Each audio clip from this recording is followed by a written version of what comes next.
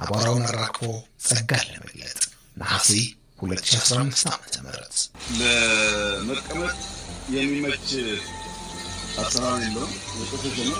ውሃው ግን እንደምታየው ፍልውሃ ይሄ ፍልውሃ ይህንን ፍልውሃ ሰዎች በቀላሉ አክሰስ ማድረግ እንዲችሉ መጠቀም እንዲችሉ አድርገን ለመዋኘት እግራቸውን ገላቸውን ለመመታት ብናመቻችላቸው ለብዙ በሽታዎች ፈውስ ይሆናል። ቦታ ስትመጥ ውሃ አለው ወይ?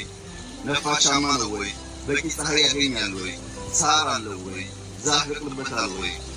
ምን ባደርግ ይበልጥ ላስቦች ላሉን ካሰብ ሁሉ ነገር ይወጣል። የሚቀረው ማስዋብ ብቻ ነው። ድንጋዩ የተለየ ከለር ነው። ውሃው ፍልውሃ ነው። ዛፉ አለ፣ ዘንባባው አለ፣ ሳሩ አለ። እነዚህ አልጌዎች እያጸዱ ለሰው ልጅ የተመቸ ያማረ ቦታ ማድረግ ብቻ ነው ቀጣይ ስራ የሚሆነው። ጭው ባለ በረሃ ዳርቻ በሌለው ሐሩር የማያቋርጠው አሰሳ የማይቆመው ሀብትን የመግለጥ ጉዞ